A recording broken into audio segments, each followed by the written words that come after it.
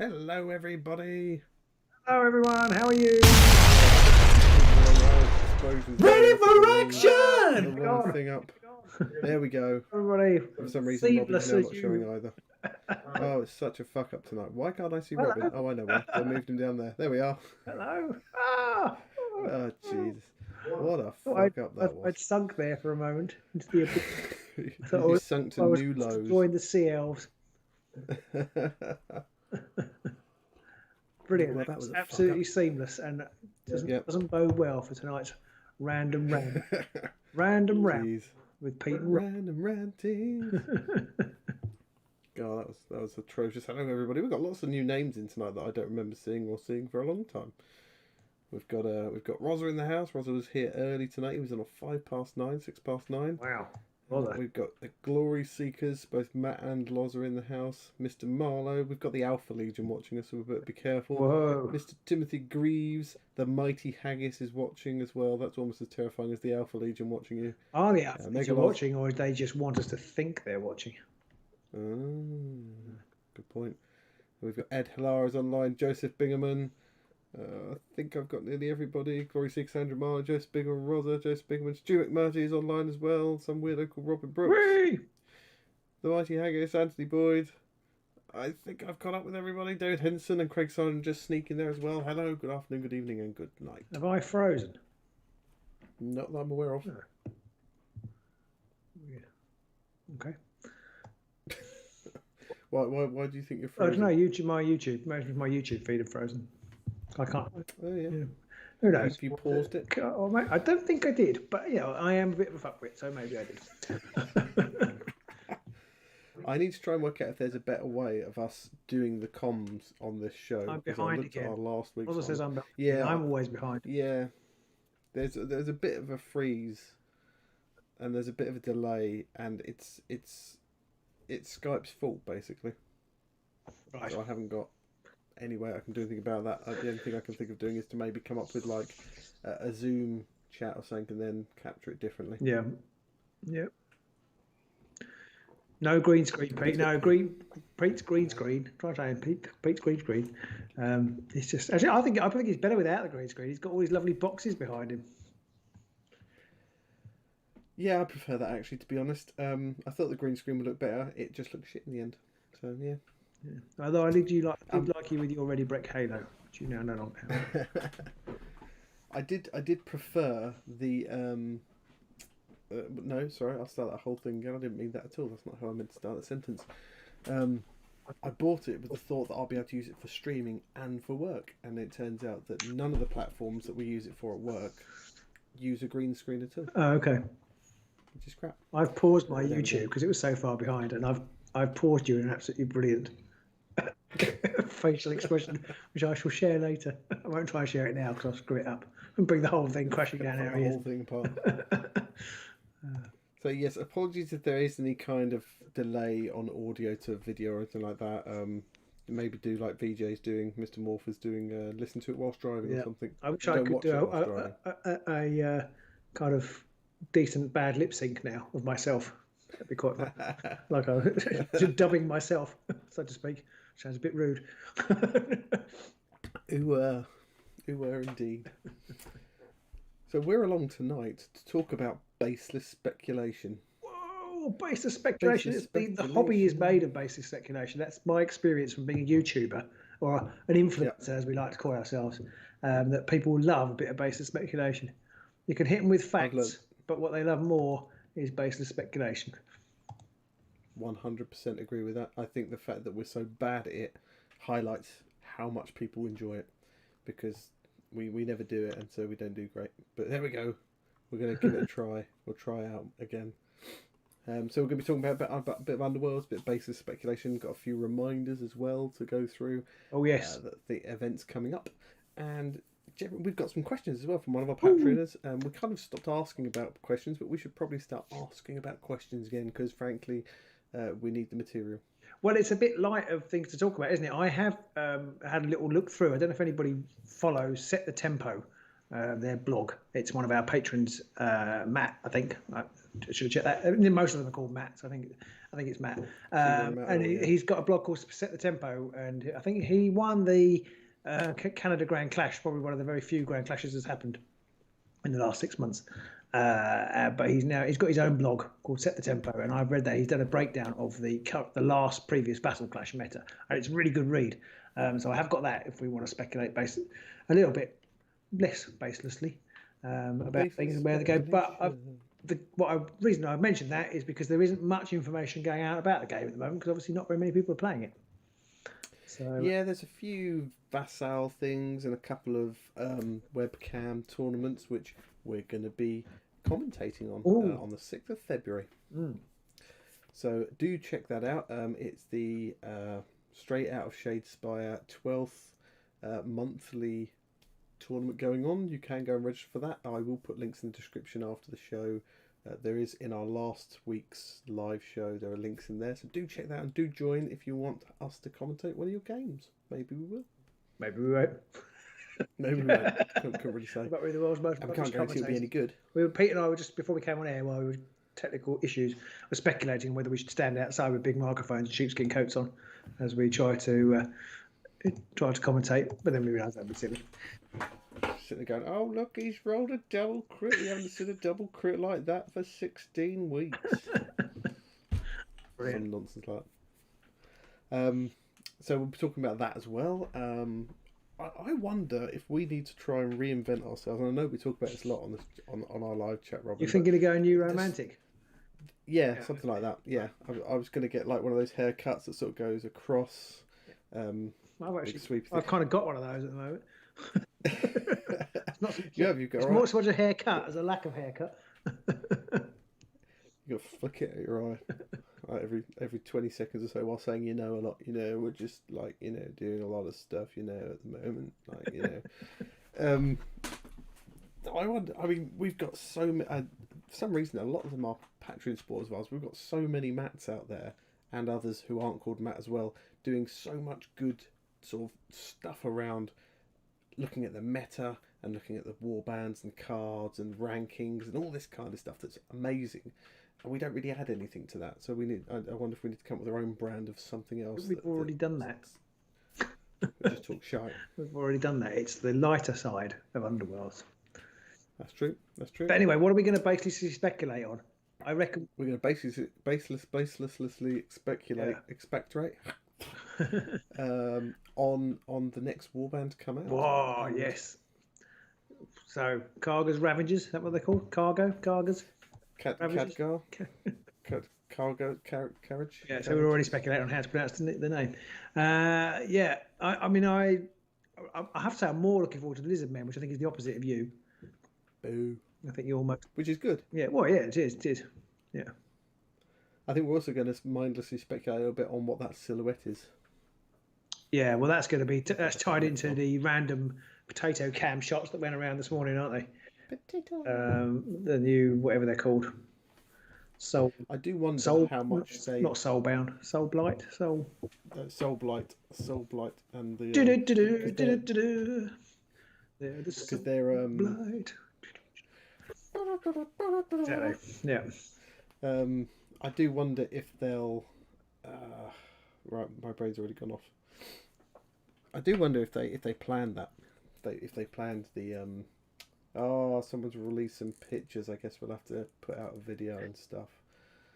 I reckon it was all planned. Yeah, maybe you're right. It seems a bit proactive for GW. They've done it before, and they've made a joke about. Yeah, I know they've made a joke. Yeah, and maybe they think it works, and it does work. I think, but I don't know. I mean, I could be wrong.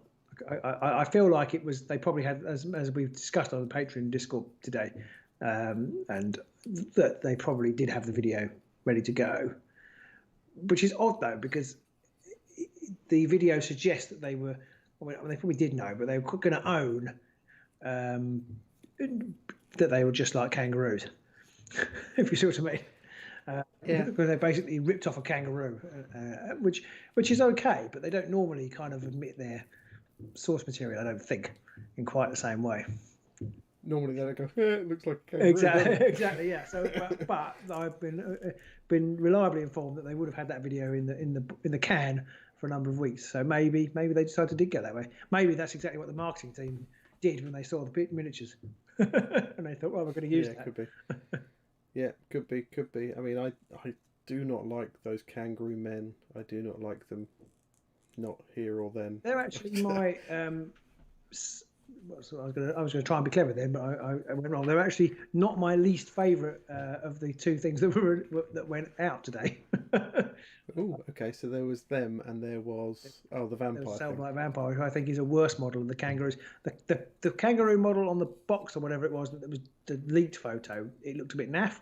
But in the little video, I think some of them look quite good, and I quite like the kangaroos are okay, but I quite like the dynamic poses of the riders. They're pretty nifty, I think. I've seen some people very angry about the poses of the riders because they're all facing the same way. It kind of makes sense to me they'd all be facing the same way, because why would half the unit be facing that way and shooting, the other half go, what's over here? Yeah. You'd have Mr. Bean. Mr. Bean elf go facing the other way. Bean. And they're like, fuck's sake, Carl, they're over there. We can see them over there. Everyone's shooting over there. Why the fuck are you shooting the other direction? Yeah. So it kind of makes sense that they all look the same way when they're shooting. Yes, I think so. David Hedson said two things that I very strongly agree with. He prefers the old names better, Vampire Counts. Much prefer that, although it's not as IP-able, I guess, as Soulblight. I don't mind Soulblight, but it's a bit too much like Soulbound, which is the RPG thing, and I'm going to get the two confused all the time. Oh, yeah. Yeah, definitely. And then he said the vampire looks plain, and I do think it looks plain. I wonder if I can't remember if it was on our Discord or somewhere else that someone mentioned that it might not even be an actual character model. It might just be a rank and file vampire model. Yeah, it's pretty. I'm not a fan of it, but I know we talked a lot behind the scenes today. But the bats in the hair are a bit daft.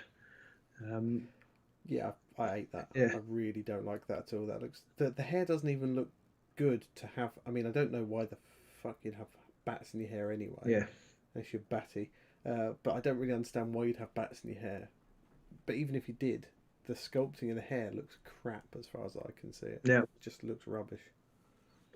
And obviously I could do much better. But Matt makes a very good point that the base is too big for it to be a rank and file member. I can't remember how big it was, but if the model's quite slim, but it's on a rock. 30... It's on a rock. Yeah, they don't normally put their rank and file on rocks, do they? Yeah, true. But it could be like a hero character, but a more generic hero character, or maybe like a champion or something like that. Yeah, and Dave Henson said that a good paint job can do wonders. And I remember thinking that when I saw a few models. There was one when they did the Mighty Zug years ago, when that first came out for Blood Bowl 2-3 years ago. Looked shite. And then I saw it painted differently and shot from different angles. It looked 100 times better. And the other one was the Godsworn Hunt. I remember looking at those models and thinking, "Oh my fuck!" Oh yeah, they were really badly painted, weren't they? Yeah. But I was thinking about we that. Got the ones. I was thinking not so much about the paint job, but the whole design of the miniatures. Because John, one of our patrons, who isn't very well, so get well soon, John. But he, and I think he seemed to have the same COVID affected temperament that you got, Pete, during the period of it. Became a grumpy fucker, you mean? And he was quite upset about the vampire model, and he was sort of talking about it looked like it'd been designed by a trainee. But it kind of occurred to me that all the great designers had to start somewhere, and and possibly it was designed by a trainee, and they kind of because I remember even back in the day they were probably the Perry twins. When they first started, they'd be like, well, that looks like it was done by a trainee kind of thing. So I wonder whether it actually is probably, it may be a novice sculptor, and it is one of their first models. And, they're going to move forward onto great things. This poor old Mark, the intern, he's sitting there looking at it going, I try really hard on that one. Because you've got to start somewhere. Right, you Mark, can't really, right. I don't imagine, it's not like an old apprenticeship back in the day. I'm talking way back in the day. It's not like you could, when you went to work for the blacksmith, you started on horseshoes while you were making weapons. You can't really make bits of a model. You've kind of got to start somewhere. So, I mean, I don't know anything. I do wonder though, because these days it's less about physical because they don't use physical models anymore, do they? They use CAD design packages and stuff. So, but yeah, I mean, it's not. But it must still be something that you get better at, I would think. Oh, otherwise, they could hire any Tom, Dick, and Harry. That is true. That is definitely true. And I do like the fact that I think that a lot of people are much more skilled at 3-dimensional CAD computer aided modelling than people are physical modelling. And with the boom in 3D printing and all the other new technology we have going around these days, there's a whole wealth of new models coming out that are absolutely spectacular. But I think that really puts the pressure on anybody who's new releasing anything. It's a bit like musicians, really. You know, if somebody releases a song online and it's a little bit shit, they'll just get lambasted by it because there are so many phenomenal musicians out there, famous and non-famous alike. Well, I sort of agree with you, but I mean, arguably Beethoven is better than Beyonce. I don't know about music, and also, you know, quality doesn't seem to be in the music industry doesn't necessarily seem to correlate to success. Whereas I think in miniature building, it probably does more, maybe. Possibly, but you know, this is all down to popular opinion. Although not apparently in rules writing. Yeah, that is true. That's true. Unfortunately, GW have proved that as long as you've got the models, you don't need the rules to back them up. No. A lot of companies have proved that, I think. I mean, even if it's not even the quality of the models, sometimes it's just the volume of models. As long as you promise a lot of models, then people will be there. I mean, we were talking about Space Marines in the Discord earlier, and one of our just an early unpopular opinion coming up, Pete. Well, it could be. I mean, they were saying that they really disliked Space Marines and Stormcast alike, and I can kind of see where they're coming from on a lot of that, because there is such a absolute flood of these models that they all look a bit samey. But even saying that, some of the Space Marine models still look absolutely fantastic for the just the detail and the posing and stuff like that. I mean, I remember back when we first started 40k, some of the Ultramarine models, when the Primaris first arrived, they looked amazing. They really looked gorgeous, and I think they've aged better in some respects than the Death Guard have. Even though the shields themselves are utterly impractical, the new Indomitus Space Marines with the shields and the swords, I think they're just amazing models. And I do often look at the 40k models and think, oh, even the Marines, I could buy those just to paint it, but I don't, because I know I won't ever do it. But I do like them. I as I said last week in my unpopular opinion, I don't like these new huge set piece models that they have. So they're great, because I'm waiting for like some sort of giant flying coffin thing to come out for the Soul They Blight. They did that with the black coat. Well, I know, but there's some that has some historic, you know, folktale kind of thing, doesn't it? But you know, some sort of, I don't know. When they talk about vampirates, I don't think they did. The model doesn't look very piratey, so I'm not sure they will be vampirates. But yeah, sort of like being carried on a giant galleon or something. I know the dwarves have done that too, but I don't really like that. We have a few new joiners on. Mr. Tittensurf has joined us, and so has Jason Newell. Hello, gentlemen. Welcome aboard. Joseph Bingaman has pointed out that sorry to beat a dead kangaroo, but the description of the rumour mill does say the character has the title of Vampire Lord. That is a good point, which is going to make him a really dull looking character. So with inflation, a Vampire Lord could be rank and file, because, you know, like you've got the Premiership. What used to be Division League 1 is actually now League 3. Vampire Lord could just be the equivalent. Yeah, it's basically the equivalent of Yeovil Town. Yeah. It will be like, you know, I am the Vampire Lord. Yeah, you and the other 300 back there. Yeah. They've all got different grandeur from the Grimwatch. Could be, yeah, a bit like that. So I mean, I think that the Vampire Warband, I'm wondering what they're going to be like. I'm wondering if we're going to get like a very small, very hard hitting, typical vampire-esque kind of warband, like a 3-fighter warband. Because we haven't got any Stormcast coming around again this time. So I'm wondering if we're going to get now like a very elite warband coming along in Underworlds, or if we're going to get like a Vampire Lord and then a bunch of his Thrall followers and a bit more Grimwatchy. Feels like as Grimwatch has already been done, they're going to go the other route. Yeah, you could get a load of creatures. You get some bats and a wolf. Yeah, that's true. I don't know where else they might do, but. Yeah, I'm kind of intrigued. I think they're going to be. I mean, I don't think we'll ever see a 2-fighter warband. So I think there will be at least 3 of them. I think probably a couple of strong ones and a couple of weaker ones might be, and then that's quite similar to the Dread Pageant, isn't it? So Yeah. Well, that's what I'm wondering. So far, we know we've got a 4-fighter Chaos Warband. We know we've got, is it a 6-fighter Lizardman Warband, and we've got 2 4-fighter Warbands in the starter box. So I'm wondering if this might be our first 3-fighter Warband. yeah, It took them a while to come up with a 3-fighter Warband. It was Rippers when we finally got a 3-fighter Warband. So I can't really kind of feel see like the Idoneth being a 3-fighter warband. Just thinking along to no. who else is coming along. The other one is the mysterious destruction warband that we're not quite sure what it is. So it's, They're either Spider Yeah. Rose or they're Yeah. Savage Orcs or something, but I think there'll be more than 3 they as can well. be 3. So Yeah. possibly, yeah. I kind of figure like that we've already seen multitudinous undead with Sepulchral Guard, Thorns, then the ghouls. So I'm wondering if we're going to finally get a more elite undead warband. Vampires maybe that can heal themselves when they do wounds, although Slanesh have kind of already just done that. So Yeah. I was trying to think today to basically speculate. I was trying to think of what the inspire condition could be, and I didn't come up with much. So I wonder if it would be a case of just doing wounds, because have we already got killing someone? yeah, well, killing someone. Yeah, I feel like well, Magor's Fiends is just attacking, isn't it?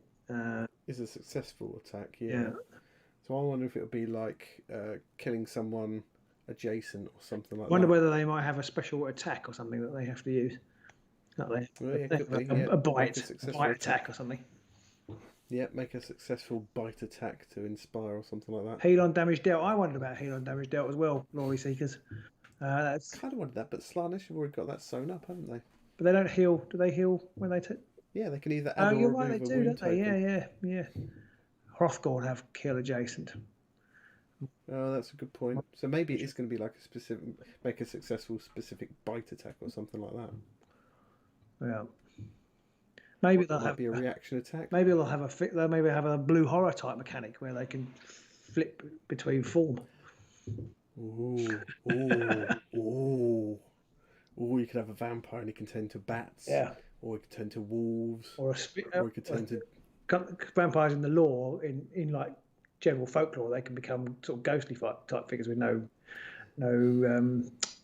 like ghosts. Sorry, the word ghosts like figures like ghosts. Yeah, kind of thing. So, yeah, they'd be interesting, although it might be tricky to keep using if it's an action. It could turn into, could be a reaction maybe. Yeah, could be a reaction. He could turn to bats, wolves, spooky things, or Christopher Lee, something like that. I like it. Or you can just sit and emote, like turn into what's his name, the new Batman. Yeah. The new least favourite Batman choice ever behind. No, I think he's my least favourite Batman choice ever. You think? I think he could be okay. Well, he's an actor, for God's sake. He might be all right. Pattinson, though. Don't know. Yeah. Don't know. I mean, the trouble is his previous films, obviously being a stupid, sparkly vampire in a role which had absolutely no acting chops whatsoever, has kind of tainted my view on his ability as an actor. A mist. So a mist. That's what. A mist. Yeah, that's what. That is sort of what I was looking for. A mist in that form. They don't take damage. That could be interesting. Yeah. You couldn't hold objectives, but you can't take or receive damage either, or something like that. Maybe. Yeah. Interesting. 5 model warband, but 1 model at a time. If you kill one form, he switches to another form, maybe, or something like that. I like it. Yeah. George Clooney was not great, but he thinks it wasn't his fault. I kind of agree. Whoever wrote into the script that they were going to have Batman credit card, never leave home without it, I hoped whoever wrote that got fired, frankly. It was just ridiculous. And whoever looked at the outfits went, they need bigger nipples. That's what we really need to focus on, is the nipples. There's so many things I could say to that. I'm not going to, because, it's a family show. It's a family show. Not really, though, is it? Joseph, he hopes they're done with things that ignore lethals. Yeah, I kind of agree with you, Joseph, although I wouldn't mind it if it wasn't all the time. Like, if you could choose to ignore them. Joseph has said he hopes they're done with things that ignore lethals. I think, yes, but if it was only some of the time, I think it would be all right. I mean, that whole ignoring lethal things, like when they introduce it with the Thorns and then the Banshees, it's one of those things that always bugs me, like they did with Molog, like they did with the Stormcast, is they take one element and then they switch it on its head for one particular warband, which then completely really imbalances that warband in those situations, and then it means that they have this massive imbalance that can really make one warband better than another. Yeah. So I don't know. It's tricky. So yeah, I'm kind of hoping for a more elite. I keep wanting to say Skaven for some reason, but a more elite sort of vampire warband with fewer models, because we've done the multiple mass infantry kind of undead, and it's a bit dull now. The game does need more Skaven. We'll just throw that out there. It doesn't look like we're getting in this season. Right? I feel like that would have been because it's beastie still. I do feel like new Ratmen would have been a good addition. I'd be more excited by that than another goblinoid warband.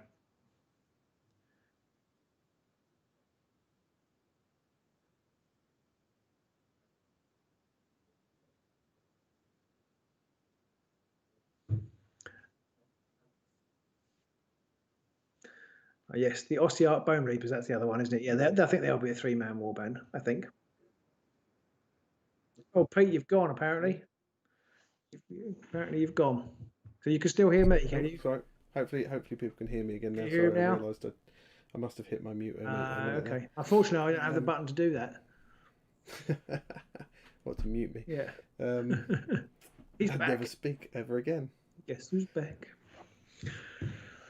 Sorry about that. Yeah, that kind of reminds me, we do have 2 undead warbands in this season, so I should be extra hyped. The trouble is, one of them's those Ossiarch Bone Reaper things, which look fucking stupid.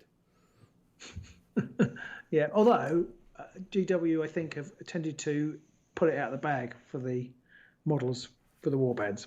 So even though the Bone Reapers, as an army that I don't particularly like the look of, I think they could make some interesting dynamic poses for the Underworlds warband, hopefully. I did see somebody had taken the Ossiarch Bone Reapers and they'd replaced the heads, because it's mostly the faces that I really dislike, those stupid great big smiley skulls, and they'd replaced them with regular skulls. They'd obviously bought a box regular of skulls. And they just put regular human skulls on rather than those giant grin things. You mean small plastic skulls rather than regular human skulls? Okay. Not like massive bobbleheads. Yeah. Where'd you get them? Oh, I just dug them up. And you relate to Fred West, and they looked so much better with just those regular sort of human-y sort of skulls on them, rather than the stupid grinny thing. So maybe something like that would work. And they do have some awesome models, the Ossiarch Bone Reapers. That I love the catapult thing, and I love that great big walking construct thing that's sort of going around gathering up bits and pieces. They look fantastic. You could get some Skaven skulls and stick them on. Horrible. Undead Skaven. So, what do we think the Chaos are going to bring to the table? And we know they're a 4-fighter warband, but rather than just being all punchy smash, there's a caster in there this time. Yeah, the information on these guys is not very rich, is it? There's not a lot going around. No. And I don't know. Do you think they'll have? I think they might have different inspire conditions. I think the spellcasters tend to have different inspire conditions to the rest of the band, don't they? Yeah, usually if there's a spellcaster in there, it's something different. I mean, although saying that, Fedra didn't, Zarbag didn't, but they were less standout, weren't they? Yeah, they also never cast spell.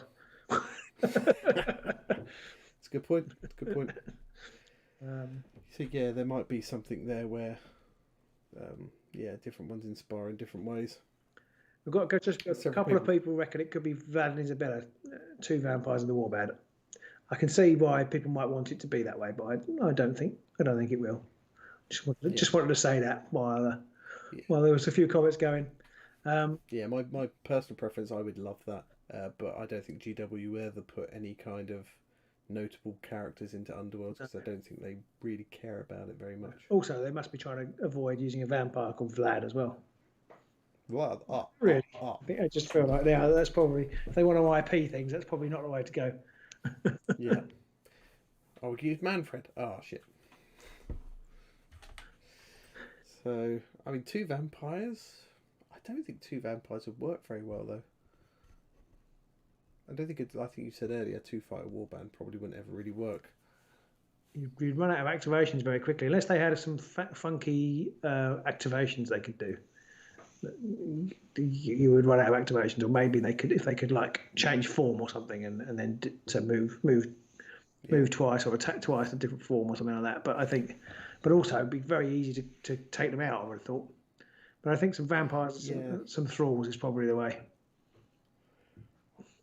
Somebody mentioned, Etelar mentioned that he was really sad that the Seraphon leader priest was not a caster. I mean, I can't remember if I said I didn't think it would be a caster. I was fairly convinced there wouldn't be any casters in the Lizardman warband, because they only either have priests or they have the Slann, and we were never going to see a Slann in the warband. No, I don't know enough about it. The priests to me seemed like they could cast spells, but I don't know enough about the lore. In other games they might. Yeah. I could see them some thralls being in there that they can sacrifice them to bring back a vampire, or heal a vampire. Could be quite cool. Star priest and masters, Ed Hellar said. I do. Well, they're kind of casters, but they're not like proper wizard types that a lot of, I don't know though, really, with AOS anything goes, so yeah, what do I know.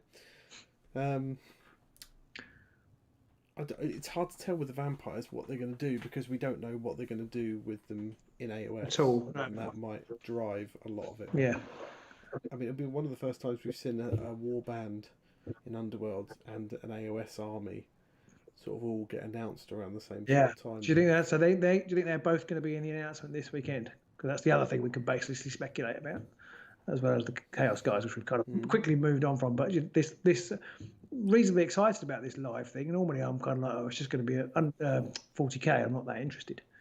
I'm reasonably excited about this one, with the Soulblight coming, some new Underworlds information, and this mystery game. Yeah. Does anybody out there in internet lands watching this evening actually caught any possible tidbits of what this mystery extra game could be? Twister. And for anybody's Games Workshop Twister. Right. For anybody wondering what the hell we're going on about, you've got 4 Chaos Gods, different colour spot on the mat. There we go. Job done. Because there's Age of Sigmar, there's Kill Team, 40k, Titanicus. Titanicus I really wanted to love, but it never grabbed me. Right. And then some mystery other game. I mean, no mention on there at all. So 40k, Kill Team, Age of Sigmar, Underworlds, Titanicus, and this mystery Sith thing, which has a similar sort of shape to it. So mystery Sith. Now that would be a bombshell if they got a Star Wars franchise. So I just Warhammer Quest is 40k Warcry. But there's Kill Team coming. I don't think they'll have Kill Team and a 40k Warcry. No. And Fozzie Wozzie says, "Man, Titanicus is baller." I'm afraid I'm too old to know what that means. Is that good or bad? I think that means good. Okay, depends where you get. I think that means good. Speed Freaks, new cars, good choice. I think Warhammer Quest, or some sort of fantasy quest type thing. AOS. Well, so there's 3 40k things in there. So it would stand to reason maybe there'll be 3 fantasy based things in there. AOS Monopoly. There was already a 40k Monopoly, isn't there? Yeah, Gorka Morka. Actually, funny enough, Gorka Morka went through my head the other day, but I'm hoping for maybe some sort of vampire themed Warhammer Quest game. Someone mentioned, Fozzie Wozzie also mentioned he thinks it's going to be the Old Worlds thing. So maybe it's going to be more of an announcement on that. But we've seen what the logo looks like for that, and we know it's not that shape. Also, I think that's further down the line still. I don't think we'll talk about that for a while, but it could be. But I think it'll be a bit further down the line. It also wouldn't make sense to hide the logo when we've already seen the logo. No, this is something we haven't seen the logo for at all. So, Glory6 says they're expecting Warhammer Quest, but they've already done Warhammer Quest, and then they just sort of dumped it and walked off. Ed Hellar says he's in for a Vampire Quest game. Yeah. Well, it could be Warhammer Quest because I think Warhammer Quest Blackstone Fortress was a Warhammer Quest game, wasn't it? Just Oh, I see what you mean. so, and that's finished. So we're kind of due another one, and maybe they'll go fantasy this time. Maybe, yeah, could be. I don't think we're going to see any kind of fantasy skirmish because we've got Warcry. No. So that kind of rules that one out. Yeah. Yeah, I think so. Ulfenkarn, he thinks it's called. That's the thing that's saying come to the I can't remember what's called, the reveal at Ulfenkarn, but I think that's just I thought that was just announcing the new AOS Vampires army, but yeah. I mean, I assume that too. But interesting tying together there. If it was some sort of setting for a new vampire-based game to sort of boost the whole Soulblight thing. Maybe they've rewritten Fury of Dracula in the Mortal Realms. Fury of Dracula, I think they definitely own an IP to a game, something like that. Maybe it would be some kind of Mordheim-esque, or maybe some kind of warband Necromunda-esque kind of AOS thing with vampires. Imagine if Ulfenkarn is Mordheim in AOS. Is that what you just read, or did you just say it at the same time? Yeah, I didn't. Yeah, that would be pretty cool. That would be nice. It could be a link between it could be that gap between like Necromunda for AOS without. Yeah. I don't know. Maybe something like BSF that. is great. Never tried Silver Tower, but it was cool too. It was a bit shit. Not to put too many finer point on it.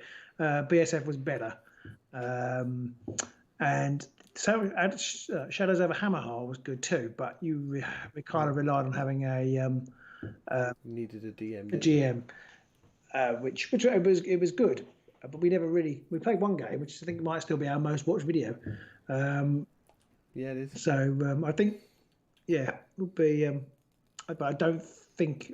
Well, I don't know. I think they'll probably do a kind of just a bit like Bardsong was, just a not computer AI, but a card-generated AI. I don't think it will require. I think it will require a GM. Maybe something that didn't require one, but could easily have one.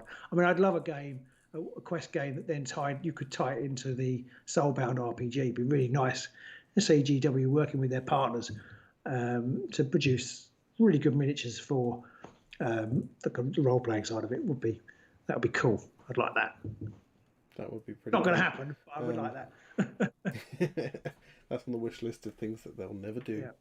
Well, I guess they must sit there in their studios and at work in their offices virtually now, obviously rather than physically, but sit there and just throw ideas around like that and come out with stuff like this, loads and loads, and just so much of it must end up on the cutting room floor. All the time. Well, it's too early, I think. But go back on the video that we had at the weekend. We're really good if they announced a new Middle Earth game based on the new TV series. I mean, that would be particularly fortuitous because we can follow it up and say, look, we were talking about it first. After our previous baseless speculations, it can have even more baseless speculations. Yeah. App-driven Warhammer Quest. Would be a really good shout if Games Workshop weren't utterly shite at making apps. They do seem to fucking suck at that. Yeah, I think that would be a really good because it's Journeys in Middle Earth works really quite nice. Not that I've played it extensively, but it works really nicely, and it's a really easy way of making interesting content and keeping it varied. But I wouldn't want to sign up to a GW one the way their IT seems to work. Because the way they did the original Warhammer Quest Shadows over Hammerhall, there was no reason why that couldn't have been a solo or a co-op game with an app that just showed you the rooms, how they laid out, and where what models appeared, and what their reactions were. That could have all very easily been done within an app. That's effectively what Journeys in Middle Earth is. You build the tiles as you go, and it reveals a little bit at a time, but then things appear on the map at different places at different times, and there's like a threat level that gets higher and higher, and things get worse as the threat level goes up. I guess GW at some point in the past or recently or whenever they've had discussions around whether they want to incorporate apps into their gameplay, and they've said no, we don't want to do that, and they've kept away from that, and they've always maintained the whole we're a model company more than primarily gaming. Interesting. So. I do see that point of view, but I kind of feel like their games would really benefit from a really good streamlined app system that you could just basically run the rules for, do the crunching for you, and kind of do all that stuff for you would be really, really good, I think. And I think it would benefit from it, except, of course, then they have to keep it maintained, which perhaps is something they don't want to do. But that's not necessarily, I mean, you would have to keep it maintained to a point as far as devices go. And that's possibly the main thing. But it wouldn't take that much effort, really, in comparison to what they must spend on these games. Well, no, you're probably right. I'm just thinking the amount of times they change stuff around, and then, but then again, you think actually it would be easier because they only have to change it in one place. If everything was driven by the app, they only have to change the app, and then everybody's rules would all change at once. If you see what I mean. So in some ways it would be better. You wouldn't have to have 16 different rule books with everything in, because it would all be included in the app. It's the good streamlined part that's the stumbling block. Yes, yeah. I mean, it is definitely. It is. Somebody suggested perhaps it would be Kill Team 2. I think it probably will, don't you? I don't think maybe they have. Be a bit depressing if it is. No, well, there's a Kill Team announcement, isn't there, on the thing? I think there will be a Kill Team. I think that announcement will be Kill Team 2, because I think it's due a refresh, and I don't think I think they basically said they're doing a new edition, haven't they? I don't think they'd do something for an old edition when they've got a new edition coming on the way. I see what you mean. Yeah. Then they wouldn't be selling multiple books. I know they wouldn't be selling multiple books. So yes, I appreciate. This is going back to my thing where the need to make money always spoils games, because they have to bolt stuff on and keep selling, when actually games would just work better if they didn't. Had an app years ago for Blood Bowl. It was great. Did dice rolls with a kill. I remember that app. I've only just recently deleted that app from my phone, despite the fact that I've played about that many games of Blood Bowl in 4 years. And even the games I did play when I had that app, I didn't use it for reasons I'm not really sure of. But I played through it without actually playing games, just to see what it did. It did loads of stuff. That was great. That's the kind of thing they need to do more of. It's the kind of thing that would be perfect for, because I read the rules to the new Blood Bowl, and the first thing I thought was, bloody hell, there's a lot going on before you even start. And actually say that you just press the button and it said, this is what you're doing, would be perfect. That would be great. Yeah. That would just be so much easier. But I don't think GW will ever do that, sadly. No. This just in, that's what's happening this weekend. Holy shit. Pete said it's not happening, therefore it will. That's kind of, but I partially hope that every time I make some kind of claim like that, because we tend to get it so wrong so often that I'll say, oh, they'll never do that, and then they go, we're doing this. They'll never bring back Bretonia. Well, they are going to, aren't they, in the old world? I mean, that was the last announcement was about the Bretonians. I wonder why they're doing that, really. When they can't be sitting there thinking that Warhammer Fantasy Battle was, I don't know. I mean, obviously that part of the reason they got rid of Warhammer Fantasy Battle and brought in AOS was to help the flagging sales, because it costs so much to actually be able to build up a Warhammer army to be able to play with in the first place. And now they're going to reinvent it on Forge World, where everything's going to cost approximately 1 billion times more. Yeah, I mean, I don't know. If that is the case, then I won't be playing. So, I don't know. I mean, how many models does I've never played the 30k, the Horus Heresy stuff. How many models does a Battle of that have in it? You can have a lot, and they have some incredibly massive sized tanks and stuff. You do have a lot, did you say? Sorry, yeah. Right, okay, you can fair enough. Well, maybe they will. I mean, I haven't got the money. No, neither have I. I haven't got the patience, and I certainly, thinking about all this resin stuff, it just brings me out in hives. Yeah, I don't want to work with resin. The last Sigmar tournament, Craig Sargent played in. There was a Tomb Kings and a Bretonian army there. Now, is that because you played a long time ago, or because people are still bringing them to the table? I played with my Bretonians at Warhammer World against Pete. It was great. Apart from that bit where you rolled 5 1s on 5 dice. Not even that. It's gone down in history. Yeah, that is true. That was definitely one of those. And we actually played a second time there, because we met your mate there. Yeah. And we played on that table that featured in one of the battle reports. That made me like, I was like a kid at Christmas when I realised that was our table. I was like, wait, are we we're playing on that table. That table was in White Dwarf. I said the battle report that table was on. Oh my god! 10 minutes into it, we realised how impossible it was to stand and miniatures on it. We were like, can't we just have a flat table? Fucking stupid table. Who made this fucking piece of shit stupid table? Now my models stand up. Craig was the last big one before COVID. So are people just doing that for preservation of the old guard, or are they competitive? I thought they kind of been made so badly uncompetitive by not keeping up with the rules that that people wouldn't play them. But I'm really glad that people are still playing them. It's really nice. Well, they might be sitting there thinking, "Fuck, I've got the models. I'm taking." Yeah, I mean, exactly. That's kind of what I wondered, whether people would just turn up anyway. But I mean, actually, having said that, I did beat the Stormcast guy, our friend Mike, with the Bretonians. He lost twice because I beat him with my Nurgle as well. Paladins of Rawk. I did enjoy playing on that table, despite the fact that I had some horrific luck and my Nurgle army did so many mortal wounds. It was just disgusting. People do love their armies, Ed Hilar. Yeah, they do indeed. Yeah, I mean, my battalion are all packed away, but I would love to get an excuse to get them out. Except I think they might look a bit naff now because they were painted a long time ago, and the models have changed, haven't they? The models are much smaller. Yeah. Just the detail in them isn't as good. And well, I've got some really old, they're probably even 25mm ones, certainly 28. That are lead. The horses are lead. The good thing about that not is white metal.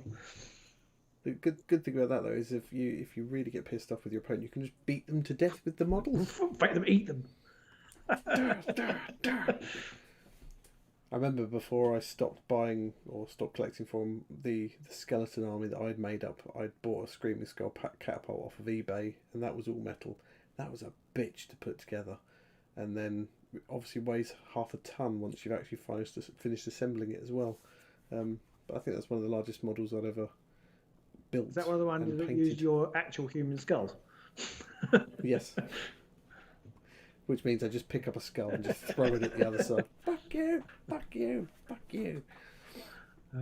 Probably worth pointing out very quickly at this point, not only are we going to be commentating the Straight Outta Shadespire Season 12, but we are also running a competition on Facebook.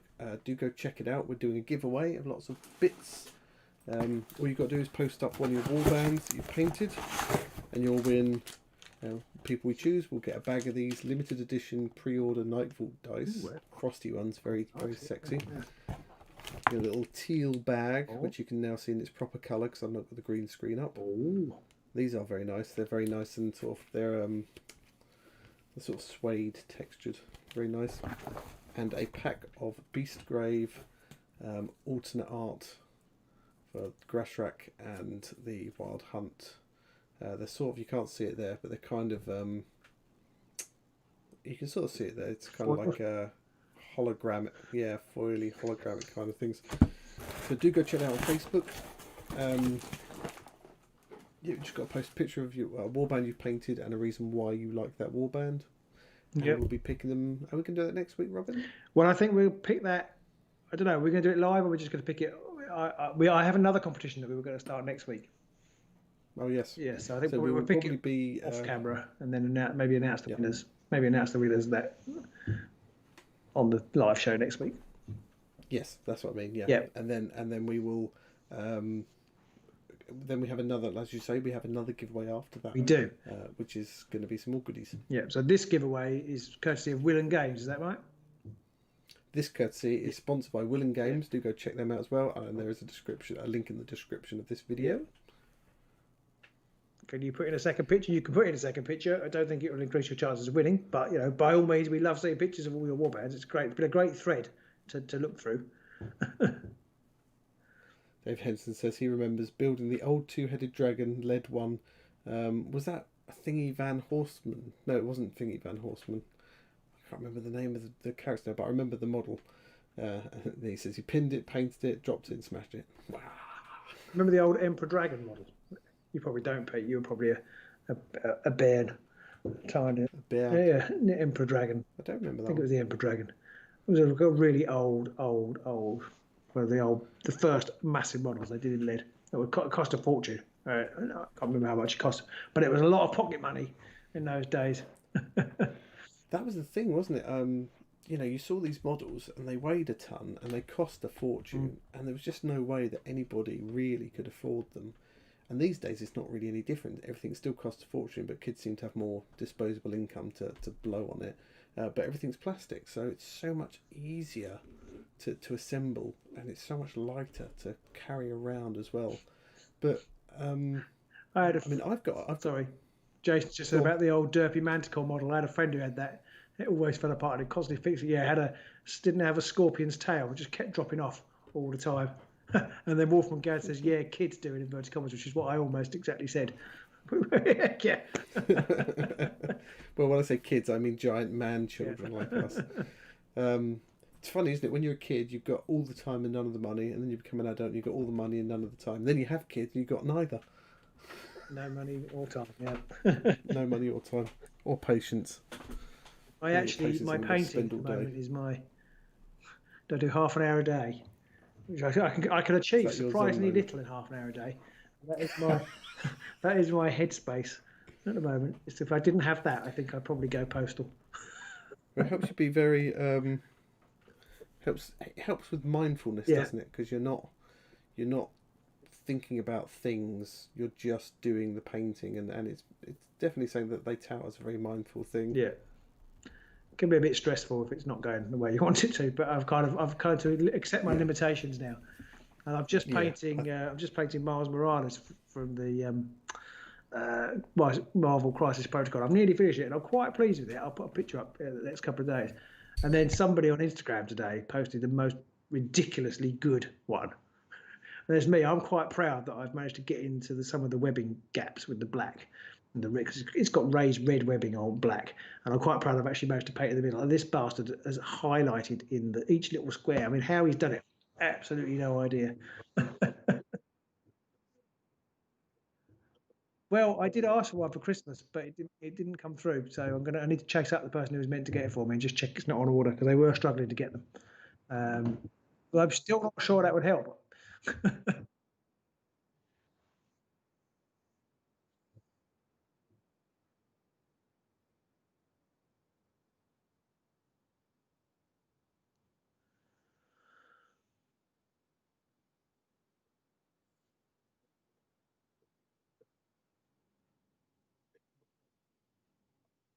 You're muted again, Pete. Fuck me, stupid thing. Can you hear me when I'm talking then, Robin? I can hear you, yeah. Oh, okay. I've never not been able to hear you. Weird. Yeah. Tom, one of our patrons, we had an unpopular opinion that said, and I said, expensive brushes don't make fuck all difference, really. And then one of our Patreon supporters, Tom, Milky, who does a load of our models, said, get some Raphaels. And I think also, was it Ed or Mr. Marlowe also said, Raphaels are top notch, are the dogs. And these things are fantastic. They are really, they're massive as well in comparison to other brushes I've used. They're absolutely huge. But for some reason, they just seem to make painting much easier. The tips are really, really like needle thin, but the belly, as it's termed, the belly on it is just soaks up loads of paint. So it's, like you have that problem where you try and get your smallest, thinnest brush because you want to make a tiny, thin line, but by the time you actually get into place, what little paint the brush has managed to soak up has just dried up, and then you spend ages just drawing on the paintbrush on the model and nothing comes off. Those things you can paint for hours without having to go back for more paint, and the lines are super thin. Well, I will get some, and then I'll see. But it's too late for Miles. But I'm quite pleased with it. But I don't know whether this guy uses an airbrush or what. But it's an amazing paint job he's done. I don't know if you can see. It's very rough, and you might not be able to see on here. But I even started doing the little hairs on the leg of the beastman. You can't really see it on there. It looks a bit shit. Oh, see those ones on your chin. Sorry? See those ones on your chin you've done? Quite good. But it was just... I found myself doing the hairs without even thinking, right, I'm going to do individual hairs on this. Because the brush was so easy to paint with, I just found myself doing it. And it's weird, but it really is a very nice brush. So I would definitely recommend those. Dave Henderson used cheap ass brushes and uses hair wax after use to keep the tips interesting. I definitely like having my brush cleaner. Okay. Put that on the brush after use, and then I don't rinse it off until the next time I'm going to use it. But then I remember reading about some painters who use like dollar brushes from the dollar store. Yeah. And they're cranking out like Golden Demon level or Crystal Sword or whatever the various award competitions are, quality like that. It's like how the hell do they manage that? Right. Yes. Yeah. I don't know. I don't know. I think it's practice, isn't it? As much as brush. And yeah, I think and right. A few techniques, obviously. Are we going to crack on to Andrew's questions? Yes, let's give that a try. We've got half an hour. We've done our announcements, so do check out the Straight Out Shadespire. Do check out our competition on Facebook. Do check out the Raphael brushes as well. But you should have got sponsorship from Raphael before you did it. Damn it, should have done. I'm not sure they want someone like me associated with their products. See what you're saying. 2 thin coats. Well, actually, I find that, and a load of people hate them, but contrast paints, I love them for a lot of that. Just whack one layer on, and you've already got like base coat and shading on. I find them a mix. Depends what I'm doing. Yeah, you definitely need more organic textures. The white is good for stormtroopers and things, but then I still paint over the top. But it lays down the shading brilliantly. David Hensley says, hasn't tried them, hasn't used them. I'd try them. They're worth a punt, I think, especially if you don't have a lot of time to paint. I find I can get more done with them. Yeah, I rattled off my time most of the Journeys of Middle-earth ones with them really quite quickly. And after the first couple I used weren't so good, but after a bit of experimenting, I kind of worked out which paints work best for them. They look okay. They don't look brilliant, but they look a damn sight better than unpainted. And took me a fraction of the time of using regular paints. Yeah, it all depends on, and you have to use them slightly differently. I've found to regular paints, but they are one thick coat. Wham it on, job good. Some colours are great, some are terrible, Anthony. So yeah. Absolutely great. So we've got some questions, as you mentioned, Robin. Yes. From Mr. Marlowe, one of our patrons for us. So we're going to run through some of them, try and answer some of them, and people can shout their opinions out at the same time.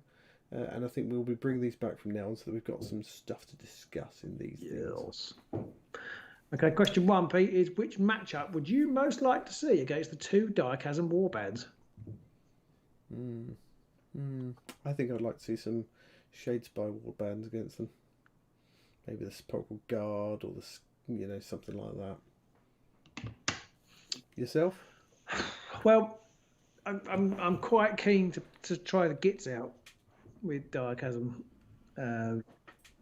Actually, we need to decide what we're going to play this week. I've already got my warband sorted. Oh, have you?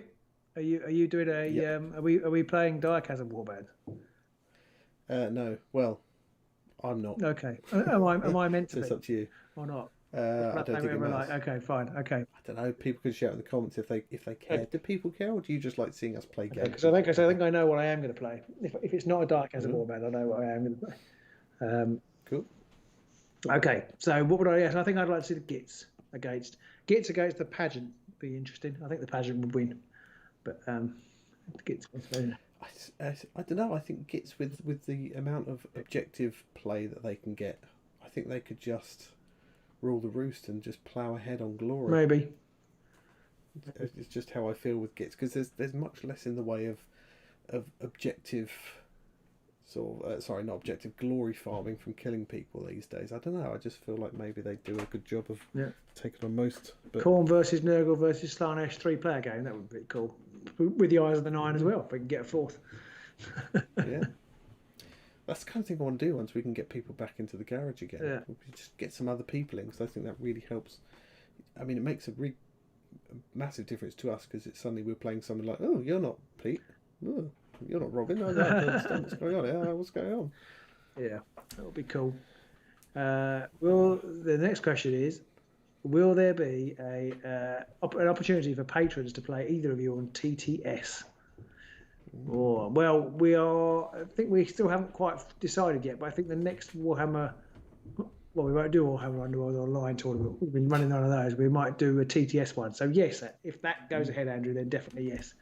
I'd love to do it more regularly, and people on our Patreon Discord often arrange games with one another, but I just don't, especially now with homeschooling as well, I just don't have the time to sit and play. I'd love to. I get very jealous with Sweenung in the morning. So who wants to play a game on TTS? Like, well, I'd love to. And Maliki and unfortunately, I've got to teach. We all do English in the mornings, and the moment we're doing the sort of Native American totem poles for some reason in English anyway. Interesting. Yeah. I would definitely like to see. I'd definitely like to play some of our Patreons on TTS, and I think once we get past this lockdown, that might be more possible and easier to actually achieve. So, plus it means if we're playing other people, Robin, then we can record our side of the games. We can stick them up, and it's just more content. That is true. Reggie on Argo says, I play Slaanesh versus Gits. You just need to roll more crits than your opponent's successes. That's pretty much my plan for most warbands, actually. I think if you do that, you tend to win. But yeah, I mean, all you have to plan on, Robin, is that you're playing me and that my dice will be absolutely shit. That's true. That's a good reason not to play anybody else for me on TTS, because I only win because your dice rolls are just atrocious. Pete wouldn't roll this many crits. Sorry? You'd be like, Pete doesn't roll this many crits. Yeah. I'm sure I can get the dice mod onto their TTS. Didn't take that long to get it onto yours. No, that's true. Bastard. The difficult bit was getting a couple of easy ones. Dice. Yeah, I mean, I don't know how you worked that one out, but that's clever, that one. A couple of easy questions. When will we be commentating the straight out Shadespire game? It will be on February the 6th, Saturday, February the 6th. So do check that out. Please do join. It'd be lovely to get loads and loads of people in on that one, and we'll be commentating that one. I think it's from like 6 till 4 UK time. 6 till 4? 1 till 4, sorry. Right. 6 a.m. 1 till 4. I have to renegotiate. Yes, darling, I should be getting up. Should be getting up at 5:30. We're ready for a 6 o'clock start. Sorry, 1 till 4. Hey, Henry Rodriguez. The next... A rare live attendance. Hello. Henry, I always love your comments, Henry, on the videos. You always make me think about what I've said and think, oh God, I sound a bit of an idiot. No, I always make me think of alternative views. So thank you for commenting. Mike Haggis says he's played on Vassal and webcam but never TTS. It's a nice alternative if you've got a machine that can cope with it. You don't need a massive machine to be able to cope with it, but it's nice. I mean, I couldn't get on with Vassal. I didn't like the 2D nature of it. It was very basic for me, but the 3D nature of TTS aids my aging brain, I found. I haven't tried Vassal at all because you weren't that interested, and therefore I only play you, so I haven't needed to look it up. But I quite like TTS. It's quite good, especially the new mod. Good, another shout out for the new mod. People have designed that because it's brilliant. It works really well, especially if you use it properly. Mostly, apart from the glory counters, we had a weird thing with that. Oh yes, yeah, we probably didn't use it right, but yes, the glory counters did go a bit nuts, didn't they? Are there any more prize draws on the horizon? Andrew asked. Well, we've covered that. There's this one coming up on Facebook at the moment, which is to win the stuff from Willen Games, and then next week we'll have another one. I can't exactly remember what it is, but I think there's 2. There's one that's going to be eligible to go internationally, a smaller one, and then a UK one, which is a bit bigger. So the postage will be a bit different, if you see what I mean. So yeah, so there's going to be two possibilities to win next week. Cool.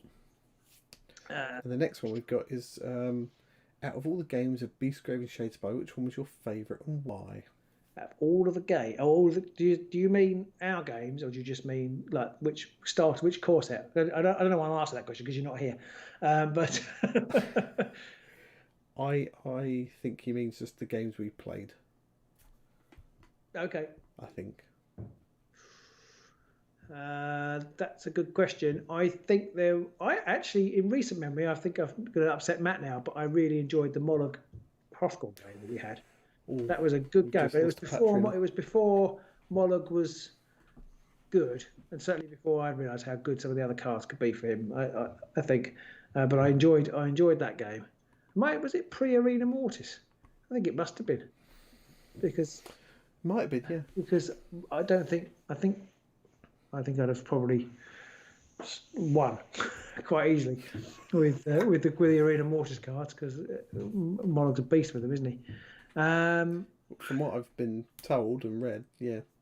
And then I think mine was probably either the Grimwatch, Blade Coven games that we played. Oh yeah.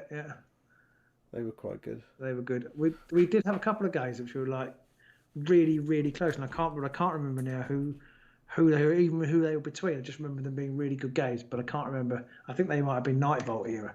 Just a couple of really good.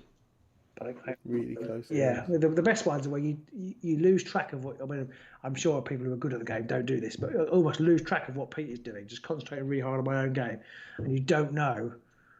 You come into the last turn, you don't know who's going to win. You know what I mean? You really, where you've got your 3 objectives in hand, and you don't know whether you've scored enough to get you over the line. They're the best games. Yeah. You're really up to that last card. You're like, do I push and go for this 2 glory objective and try and really guarantee a win, or do I just go for that easy 1 glory objective, but I'm not sure if that's going to be enough? And yeah, I love those games. Mark's asked a very key question. It says a bit out of our league, I think he's trying to trip us up. Have we managed to read any of the recent analysis from the community? For example, the recent Path to Glory meta-analysis. Any thoughts? Well, I haven't read it in totality, but I have glanced through it, and I had a look through the Set the Tempo stuff, which kind of did a similar thing. We had a little discussion about this on the Patreon Discord today, didn't we, Pete? About whether you tier lists are a good or a bad thing. Some people really liked them actually, and some people really didn't. I'm kind of in the middle. I don't play at a high enough level, I don't think, for a tier list really to affect me. I could lose with anybody. Yeah.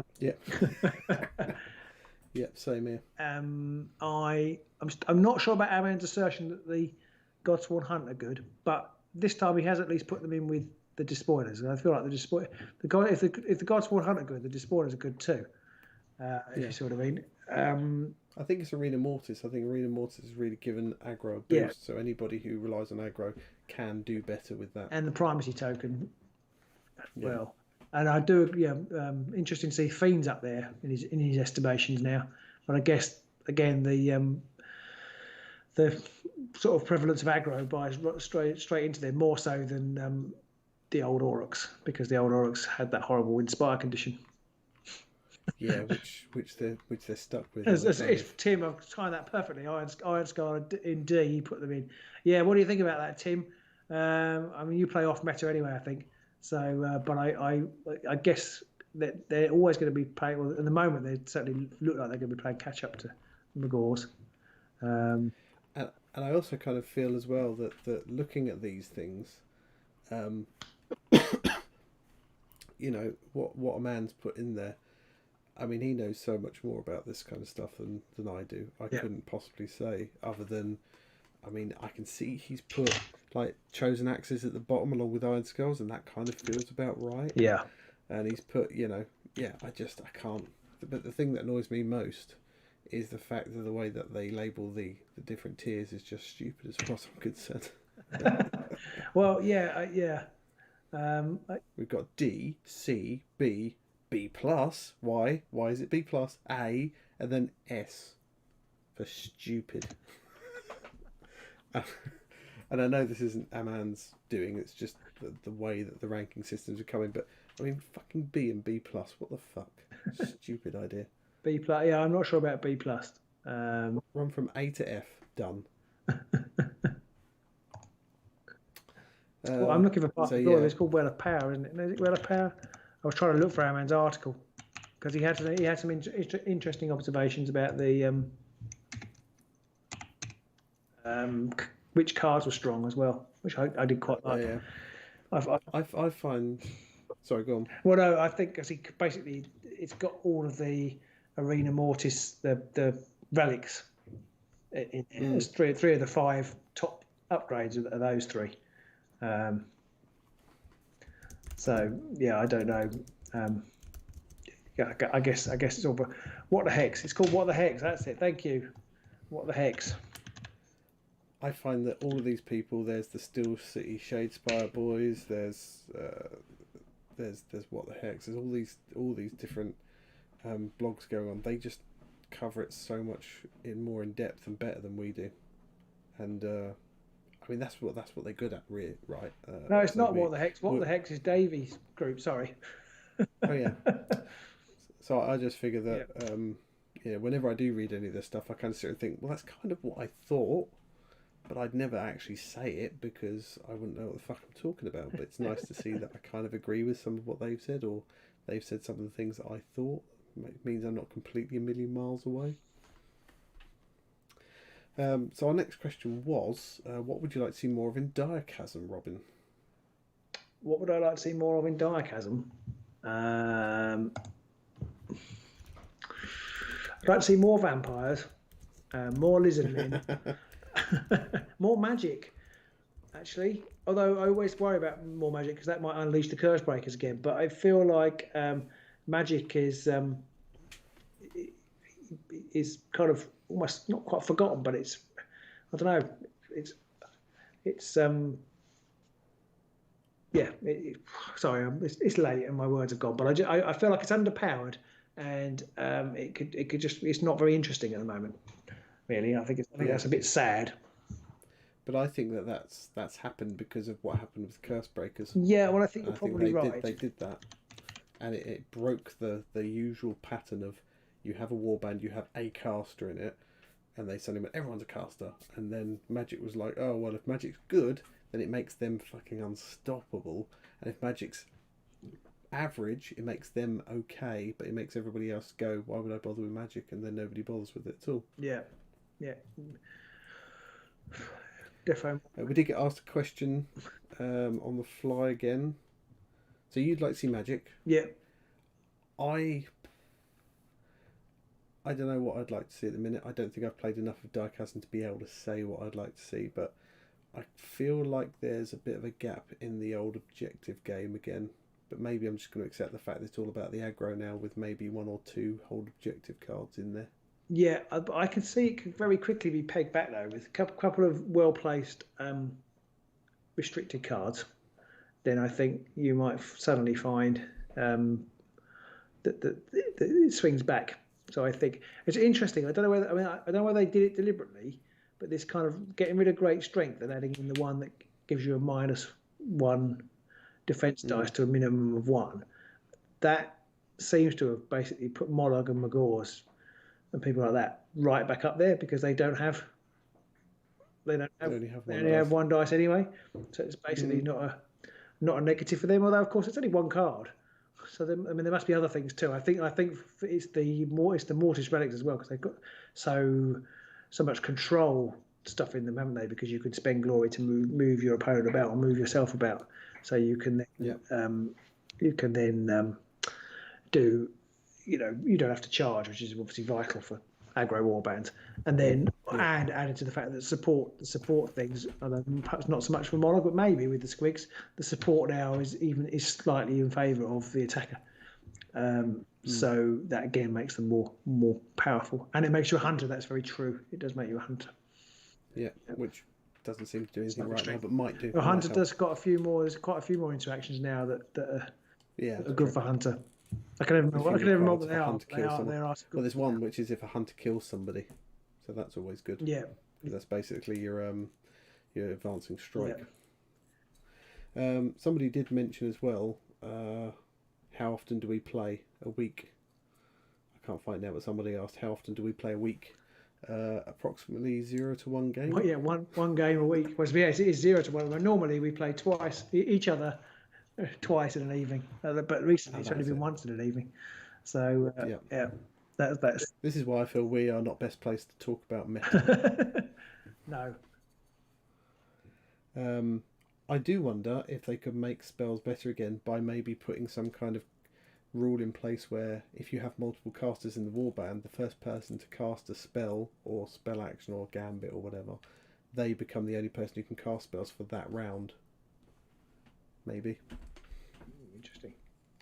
it would then limit it a bit more. I feel maybe it would also stop the easy instant inspire conditions of Avron's Stormcast and stuff like that, because only one of them could cast it, and if you inspire them, then they're your caster for the round. Interesting. I'd like to see sorry. So terrible. Completely forgot what I was going to say. So just carry on. We'll come back. Keep going. Keep going. We'll go around. Someone said about season 1 warband love. I don't think that's ever going to happen. We'd like it, but that's never going to happen. No. A couple of questions left, and very little time remaining. What was the next question? With the latest roadmap for Underworlds Online released, do you think the game is worth buying for new players? Oh. Yes. There we go. Easy. Yes, I think it's a really good game, and we don't play that often, but I think it's a really good game. I think you probably need to get the most out of it. You probably need the core set and a couple of warbands. So you've got Underworlds Online. Oh, online. Sorry. Online. Sorry, I missed that bit. That's right. I think I might have missed it out. But with the roadmap for Underworlds Online released, considering Avron are going to be landing soon. Boo. Yeah, I want to be positive, but I haven't played it since June. so it's hard. So, it's hard to be positive. That's as much anything as a timing issue, and I don't like. I'm not a fan of not being able to talk to my opponent, so I don't really enjoy the experience. That much. So it's not what I choose to do in my free time. I've got many other things competing for my free time. So I feel a bad saying no, but at the same time, it really comes down to how much free time you've got. And that does go quite well into the last question, which is how would you go about improving the online experience? And I think I'd get us off for a start. I think the main way they could improve Underworlds Online would be to implement some kind of communication function within it, so that you have some way of communicating with your opponent, and they can't have like a video face-to-face chat, because people just will call people and just have their genitals on display, or God knows whatever else they're going to do. But having some kind of filtered chat method would be would really work, like they do with Hearthstone and things like that. Something like that would be great. Jeff says, if you can't sledge them when you're winning, what's the point, Robin? That is true. That is what I'm like. Exactly. It'd also just be nice sometimes when there's a bug to be able to say to your opponent, it's bugged out, I'm going to have to quit, so your opponent doesn't just think you're being salty. And sometimes it'd be nice if you are just being salty to be able to say to your opponent, sorry, that's the 4th time you've crit defended in a row, I'm just going to concede now. Yeah. Something like that. It's interesting that taking that human interaction out of it just changes it. It's like you can't make a mistake in it. You can't play a card when you're not meant to, or you can't forget to use an upgrade when you aren't meant to. But in some ways, that is part of the game. And you can't have that small interaction and go, actually, I meant to play this, do you mind if I take it back? And your opponent can just say, oh yeah, of course you can. I mean, they don't always. Yeah. But normally they do. And especially if you've only just forgotten it. And that's one of the nice things about going to a tournament, is that actually everybody's really friendly, and people will generally, as long as you don't say, oh, actually, I forgot in round 1 to score this, so that means I'd have scored all these as well. Is that all right? And they wouldn't say no then. But normally people, as long as it's not long afterwards, people go, yeah, that's fine, take it back. You just can't do that at all. So it's just you and your computer swearing at it. And that, I mean, I played a few games over Christmas. I played some games. I played the Axis and Skaven, and I got a bit better with them. But I did find that it was just, if you're winning, okay, if you're winning a game, chances are your opponent's going to quit before the end. If you're losing a game, chances are you're going to want to quit before the end. So either way, half the time someone quits, which doesn't make for particularly fun games. No. And because there's no interaction there, it's really dull. I mean, I've played a few games against our patrons in the Underworlds Online League, and they are immediately 100 times better, just because you've got that chat going with somebody where when your opponent does roll that 5th crit defense in a row, you can both just sit there going, this is ridiculous. Yeah. Or you can just say, actually, I'm just going to call it now, and that's all right. Like you can do when you're over the table from somebody as well. You can just say, look, we might as well just call this one because I'm not going to score anything else, kind of thing. I think our last tournament was like that, wasn't it? And you can do that, but you just can't at the moment. I have remembered the thing that I forgot I was going to say. Go for it. So I would be interested to see. I'd love a tournament, or maybe if I had more power in the Underworld world, I would ask for a vassal clash to have this, where they implement the rule from Arena Mortis that only one person can have the upgrade on at a time. So if somebody else plays Savage Strength after you, you lose your Savage Strength. I think. But I don't know because my sample of games isn't very high. I feel like that would make the game a lot more streamlined. It would reduce the number of restricted cards because the powerful card there will be an inbuilt less incentive for taking them, and so I would love to see over a large number of games what difference that makes. I mean, maybe they have play tested it and it doesn't work, but I'd be fascinated to see it. I doubt it. I doubt they have. It would. I just fit. It would. The only thing is, it might leave some of the warbands with the more powerful faction cards. It might swing the meta too heavily in their favour. But I would just love to see how it works. You then bring in a bit more of a far list for those few cards on warband specific, where they've got too much freedom. I mean, they've already farred some cards. Yep. So we know they can do it. I think that is one of the best ideas yet to see how it impacts. Maybe we could introduce that on our TTS Patreon tournament or something. Yeah, possibly. We need a larger pool of games to see what difference it makes. But I mean, if we get I don't know how many players we'd get in. Maybe if we can get 16 players, we could then see, how does that change things around? Yeah, could do. We'll have to discuss it with the patrons. We'll have to, yeah. Maybe we can convince Vanton, the runner of the Straight Out of Shadespires. Maybe we can convince him to implement that in one of his tournaments. Maybe if it works digitally, then maybe it will. Maybe we can persuade him to take the experiment further. Yeah, I do think that something like that does get rid of a lot of the problems of there being obvious picks. Because the minute that it becomes an obvious pick, that's a gamble. Yeah. You're second guessing, and also it will change how you play as well. Like, do you play trophy belt early in the game, or do you hang on to it? Because if you play it and then somebody else plays it after you, you're stuffed. I think it would change things up. It would also add a new element to the game of, it's not, you're going to put great strength on and make an attack, and then I'm going to put great strength on and make an attack, and then we're just going to run around with two people with great strength on them. It then implements that whole thing of, you've got, I think we had it in one of our Arena Mortis games, that it might have been Matt played loads of defensive upgrades, but then over time, other people started playing them.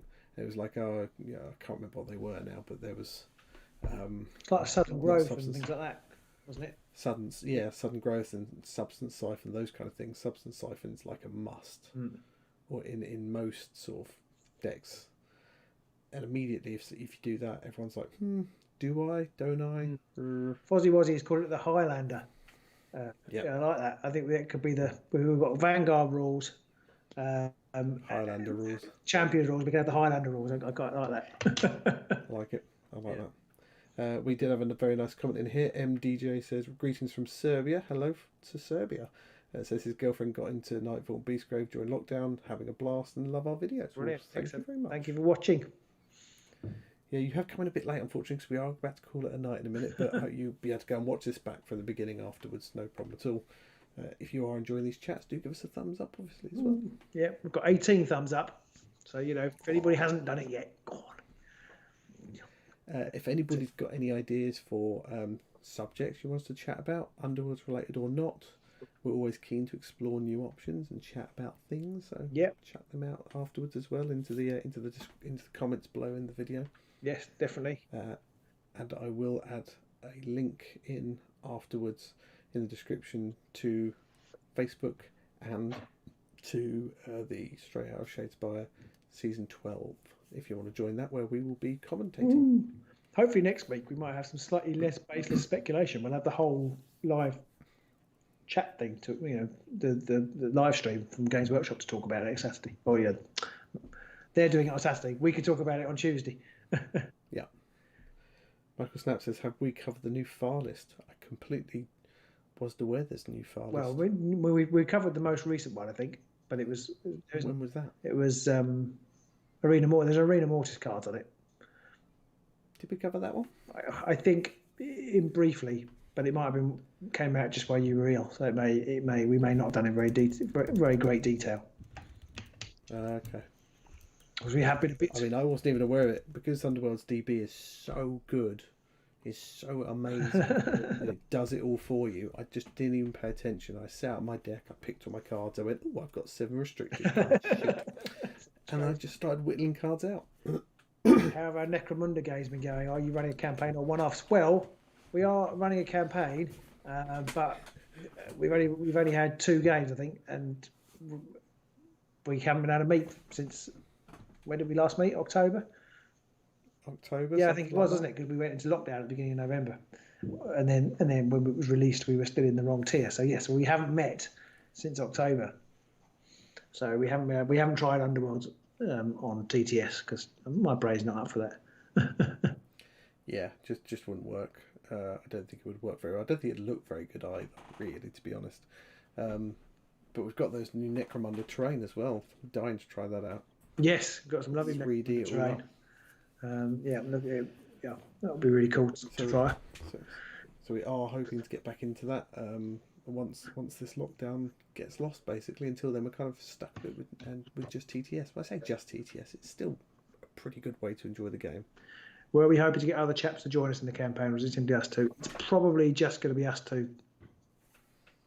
Maybe. Yeah, I mean, unless we can work something out if there's anybody nearby that we can get in to play some games, but it becomes a case of regularity then, doesn't it? So, but hopefully with possibly Nerdy Rob, we'll get a game in. At the moment, we won't be in a campaign, but hopefully one day we can go and use his terrain.